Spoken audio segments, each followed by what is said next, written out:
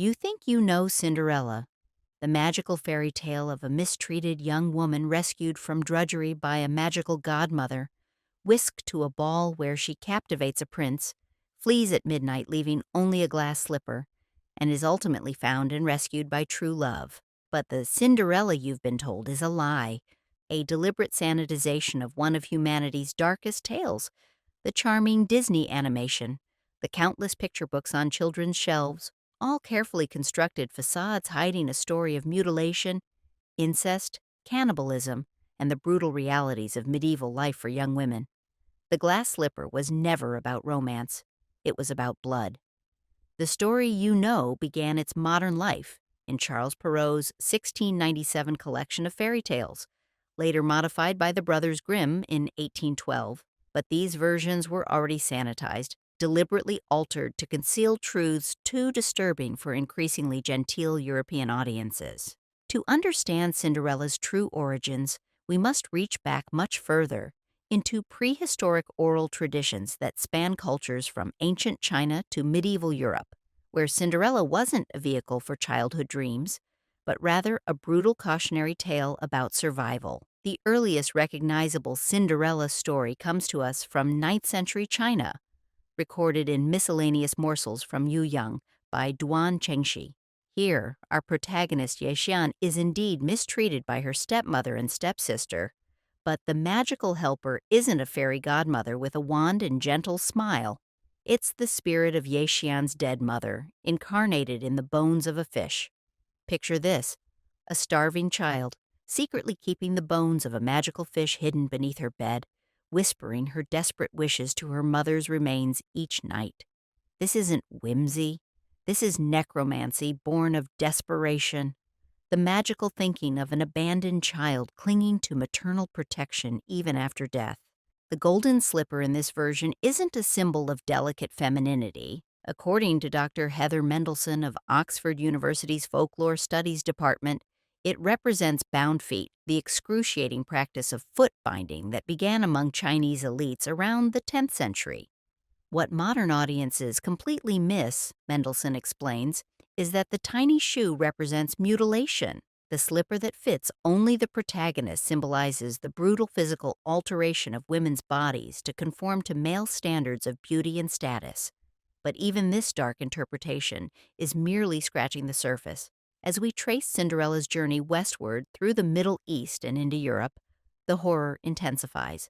The 1634 Neapolitan version, La Gatta Cenerentola, by Giambattista Basile, presents us with a protagonist named Zezola, who doesn't merely suffer at her stepmother's hands. She actively murders her first stepmother with the help of her governess, who then becomes her second, more abusive stepmother. The fairy tale you thought celebrated innocence actually begins with premeditated matricide. This version's castle ball spans 7 nights, not one magical evening. Why 7? According to medieval scholar Professor James Harrington of Cambridge, the 7 nights correspond to the traditional mourning period in many Mediterranean cultures. This isn't a celebration, it's a funeral ritual. The prince isn't looking for love.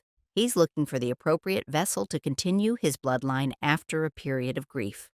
Consider what this means. Cinderella isn't attending a romantic dance.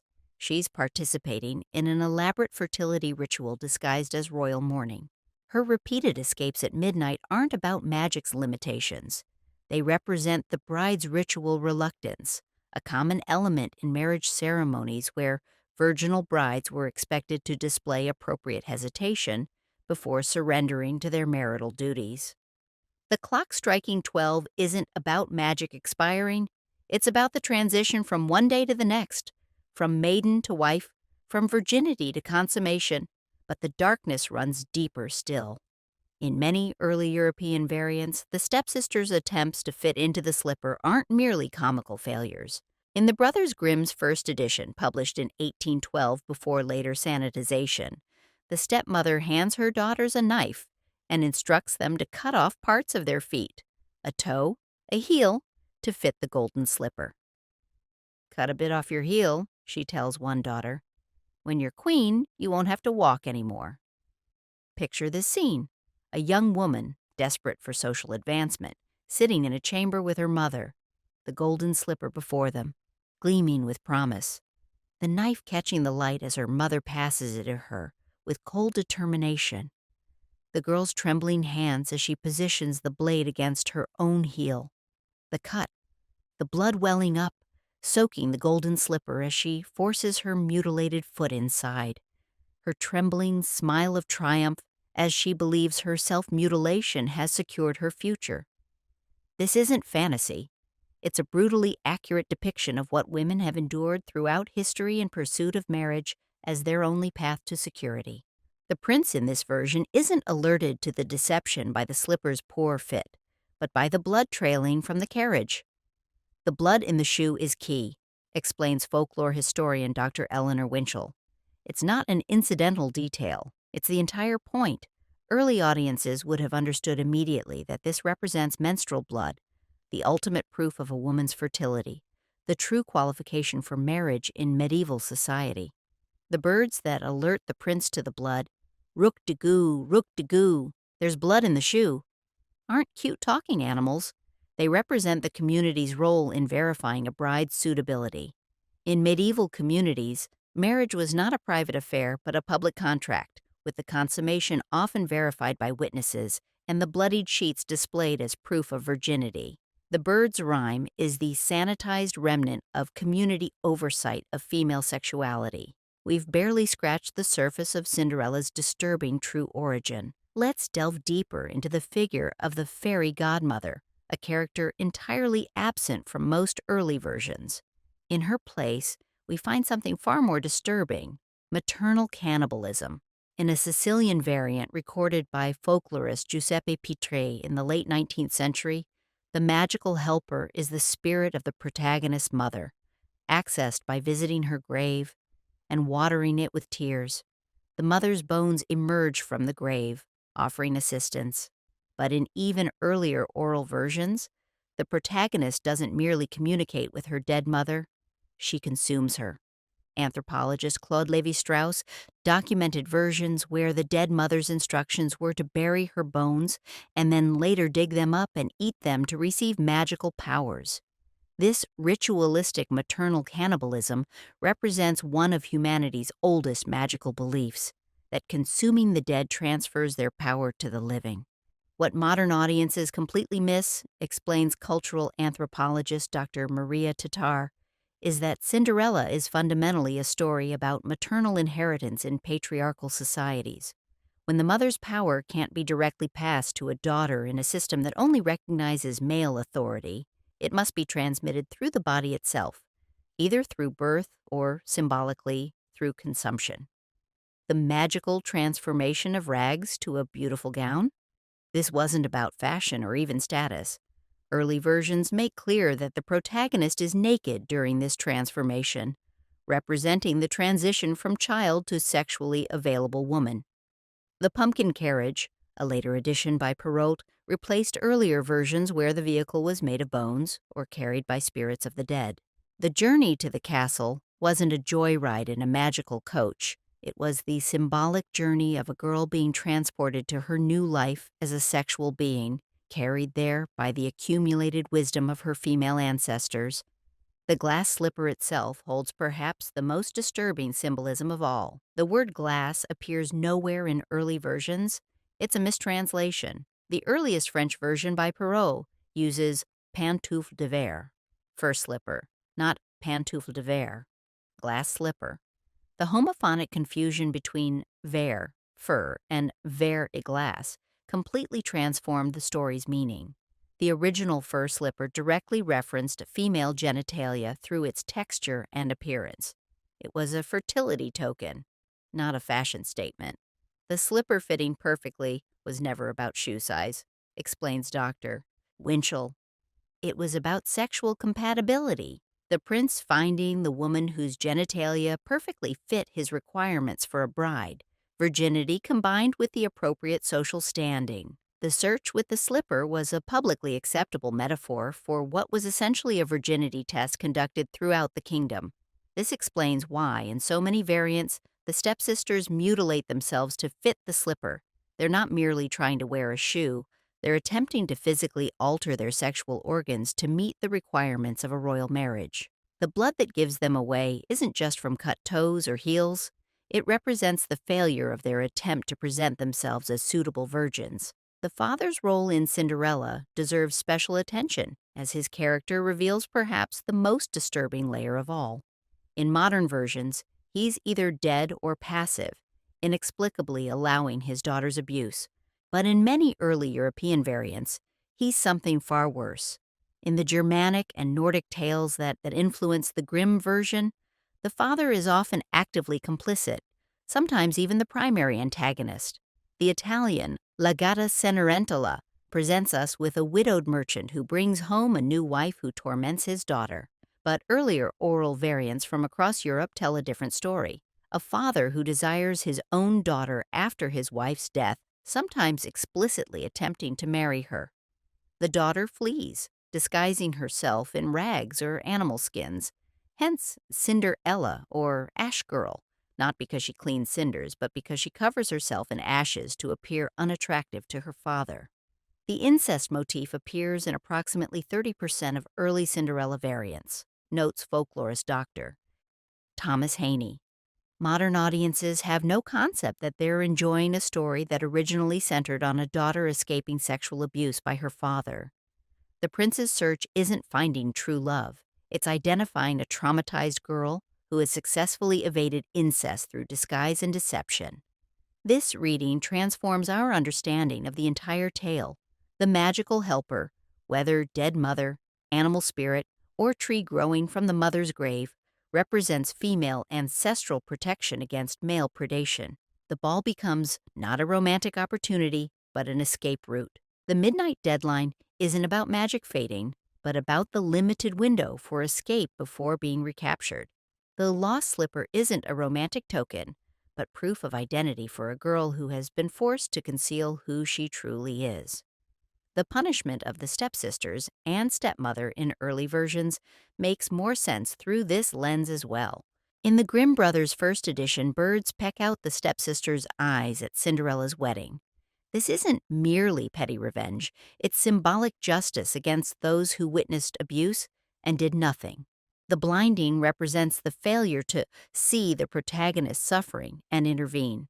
Contemporary audiences would have recognized this instantly. In medieval communities where extended families lived in close quarters, sexual abuse couldn't occur without tacit complicity from other household members. The stepmother and stepsisters represent not merely generic meanness, but specific failure to protect a vulnerable girl from male predation within her own home. The wedding itself, presented as a happy ending in modern versions, carried very different connotations in earlier tales. Marriage wasn't about romance, but about the transfer of female ownership from father to husband. The happily ever after wasn't about love conquering all, but about a girl successfully navigating the perilous transition from daughter to wife without falling victim to the many dangers that awaited young women: incest, rape, forced marriage, death in childbirth. But perhaps the most devastatingly precise correlation between early Cinderella tales and historical reality comes in understanding the significance of the hearth and cinders. Modern versions present Cinderella sleeping by the fireplace as mere servants' quarters, a symbol of her lowly status. But in medieval homes, the hearth was where unmarried girls actually slept, particularly during winter months when their virginity needed special protection. Medieval architectural historian Dr. Barbara Hannawalt explains, the central hearth in single-room dwellings was the warmest location. Virgin daughters would sleep there under direct parental supervision, while married couples or widowed parents would sleep in the bedbox. Cinderella's position at the hearth isn't degradation. It's the traditional place for an unmarried daughter whose virginity is being protected as her primary asset. This transforms our understanding of the name Cinderella itself. She isn't covered in cinders because she's forced to clean. She's associated with the hearth because that's where unmarried girls belonged, literally keeping the family fire from going out while simultaneously having their sexual purity guarded. Her stepfamily isn't forcing her to sleep somewhere degrading. They're ironically maintaining the one traditional protection she should have while simultaneously plotting to prevent her from making a good marriage. The glass slipper test takes on additional significance when we understand medieval marriage practices. A noble girl's marriage was negotiated by male relatives, with her physical examination conducted by proxy, typically older women who would verify her virginity and physical capacity for childbearing. The prince's emissary traveling the kingdom with the slipper represents this process of physical verification, with the slipper standing in for the actual physical assessment no fairy tale could explicitly describe. When we examine Cinderella variants across cultures, we find the story appears in over 900 distinct versions worldwide. This isn't coincidence, it's evidence of a universal human experience being processed through narrative. Folklorist Alan Dundas called Cinderella the story of female puberty rites, arguing that the central transformation isn't magical at all, but biological, a girl becoming sexually mature and navigating the treacherous path to successful marriage in societies where women had no other path to security. The most explicit evidence of this reading comes from the many variants where the protagonist doesn't attend a ball at all, but rather church. In these versions, typically from more religious regions of Europe, the prince spots the disguised girl at Easter or Christmas services. The religious setting makes explicit what the ball metaphorically represents: the public presentation of girls of marriageable age to potential husbands in a community-sanctioned setting. The seasonal timing is significant too. Many variants specify that the celebration occurs in spring, connecting the tale to ancient fertility rites. The transformation of the protagonist from ash-covered child to beautifully dressed woman parallels the Earth's transformation from winter barrenness to spring fertility. This isn't whimsical coincidence. It's deliberate symbolism connecting female sexual maturation to natural cycles. What makes this reading so disturbing isn't merely the presence of dark elements in a beloved children's tale. It's the realization that Cinderella, in its original form, wasn't a children's story at all. It was a brutally accurate depiction of female experience in patriarchal societies, the navigating of incest taboos, the commodification of virginity, the social death of motherlessness, the physical dangers of being identified as sexually desirable, and the complex female solidarity networks that helped girls survive these perils. The sanitization was so complete that modern audiences have no concept they're enjoying a story about incest avoidance, ritualistic cannibalism, self-mutilation, and the marital trafficking of young girls. Disney's blue-gowned blonde singing with birds isn't just a simplified version. It's a complete inversion of a tale that originally communicated survival strategies for girls living in societies where their bodies were their only currency. And once you see it, you can't unsee it. Every element of the familiar tale transforms. The motherless girl isn't merely sad but profoundly vulnerable in specific ways historical audiences would have immediately recognized. The stepmother isn't generically mean, but actively sabotaging a potential rival for male attention. The father isn't oblivious but complicit or predatory. The prince isn't charming but conducting a kingdom-wide fertility test. The slipper isn't about perfect fit, but about virgin genitalia. The transformation isn't about fashion, but about sexual maturation. The clock striking midnight isn't magical, but the ancient boundary between one day and the next. The dangerous threshold time when supernatural forces were believed most active, when a girl transforming into a woman was at her most vulnerable. The pumpkin, the mice, the fairy godmother. All later additions designed to conceal the original tale's brutality behind a veneer of whimsy. Perhaps most disturbing is how the tale's evolution mirrors society's increasing discomfort with female sexual development. As European society became more civilized, Cinderella was increasingly infantilized, her story stripped of explicit sexual content while paradoxically becoming more focused on physical beauty and romantic love. The survival guide for medieval girls became the princess fantasy marketed to modern children, erasing centuries of female wisdom about navigating patriarchal dangers. This is what will stick with you. Cinderella was never about dreaming of princes or beautiful dresses. It was about staying alive in a world where being born female was dangerous, where losing maternal protection often meant exposure to predation, where a girl's only value was her virginity until it could be exchanged for marriage, where female solidarity networks were often the only protection against male violence sanctioned by law and custom. The birds pecking out the stepsisters' eyes aren't a vindictive flourish. They're justice against those who enabled abuse. The fairy godmother isn't benevolent magic, but the accumulated wisdom of female ancestors helping a vulnerable girl navigate the one night that will determine whether she starves, is raped by her father, or secures the relative safety of advantageous marriage. The transformation isn't wish fulfillment, but the necessary disguise to move between worlds without being victimized.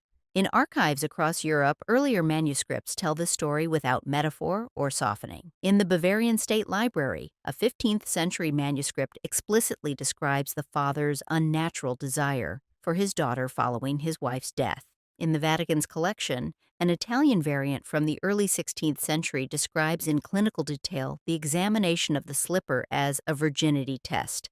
These aren't alternative versions. They're the original tale before centuries of sanitization. Modern psychoanalytic readings of fairy tales, pioneered by Bruno Bettelheim, recognize that these stories process fundamental human anxieties. But what Bettelheim missed was how specifically female these anxieties were in tales like Cinderella.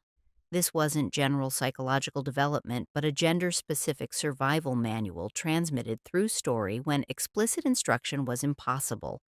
The ashes that give Cinderella her name connect to ancient funeral practices and female mourning rituals. Covering oneself in ashes wasn't merely symbolic grief but ritual protection, a way for women to make themselves unattractive during the dangerous period of social liminality that followed a husband or father's death.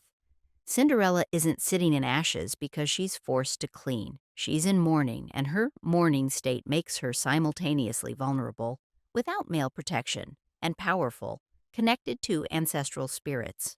This explains another element modern versions omit: Cinderella's visits to her mother's grave. In numerous early variants, she receives magical help only after regularly tending, watering with tears, or even sleeping on her mother's grave. This isn't sentimentality, it's the literal maintenance of matrilineal knowledge and protection when patriarchal structures threaten to sever a girl's connection to female wisdom.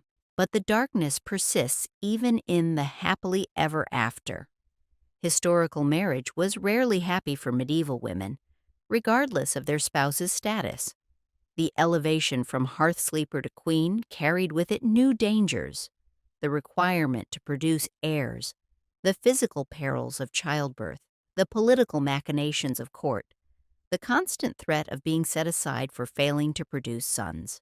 Cinderella's escape through marriage was merely an exchange of one dangerous situation for another, albeit one with better material circumstances. This reading also explains why Cinderella refuses to identify herself to the prince at the ball, fleeing at midnight rather than revealing her true situation. She isn't being coy. She's testing whether he desires her for herself or merely as an appropriate noble vessel for heirs.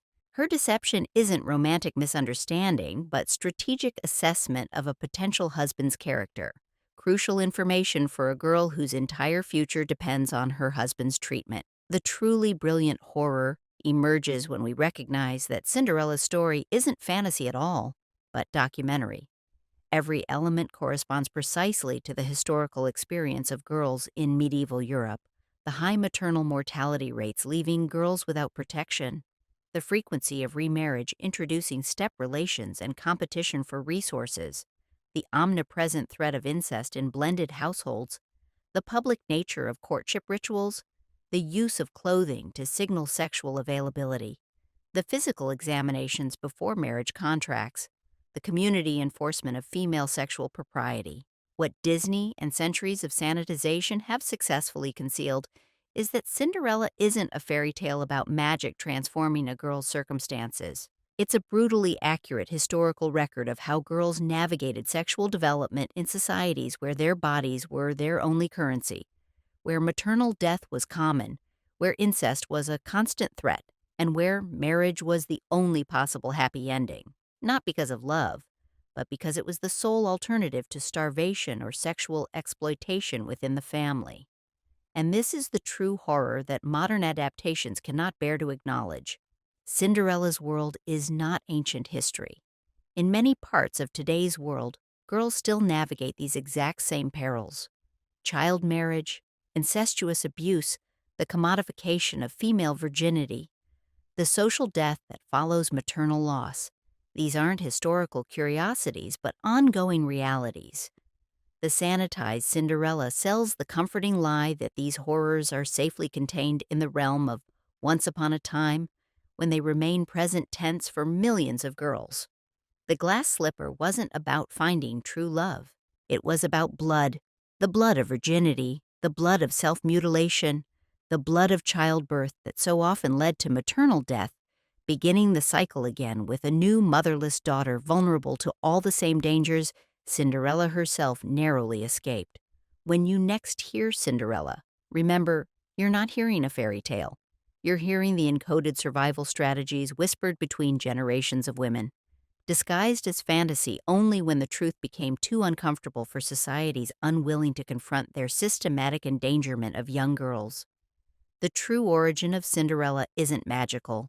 It's horrifying precisely because of how real it was, and for many, still is.